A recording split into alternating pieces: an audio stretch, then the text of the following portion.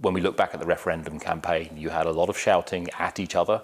We had a lot of misinformation, some disinformation. We had some outright lies. And a lot of expert analysis was being dismissed. There's a lot of academic work out there which should enable a more informed discussion.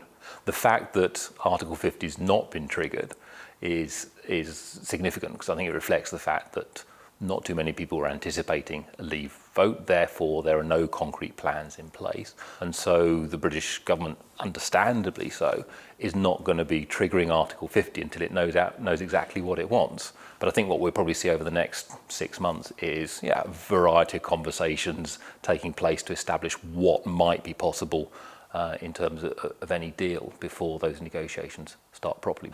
I think there are going to be strains, because the various voices in the Leave campaign take the view you can almost sort of pick and choose what you want from the EU, that you can have access to the single market as far as services is concerned, as far as goods is concerned, but you don't have to have free movement of workers. On the other hand, you've got most of the EU arguing, well, actually there's no cherry picking. The EU is taking a fairly strong line on this, for a number of reasons. One is, if you start unpicking the core of the European Union project, which is the single market, then that might encourage others to seek a similar relationship. So you have this sort of contagion effect. There is huge uncertainty around about the economic future in terms of what the investment opportunities are, what the market opportunities are going to be further down the line in the relationship with the EU. But I think you've also got the internal constitutional political uncertainty being created by the fact that Scotland and Northern Ireland voted to stay in. And obviously in the Scottish context, that has rekindled ideas of a further Scottish independence referendum.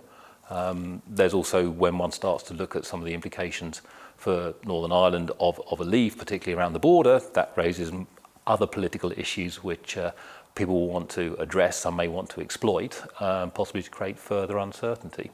The vote, a simple question, has actually opened up a huge number of other questions, which it's probably going to take quite some time to answer, if some of them can actually be answered at all.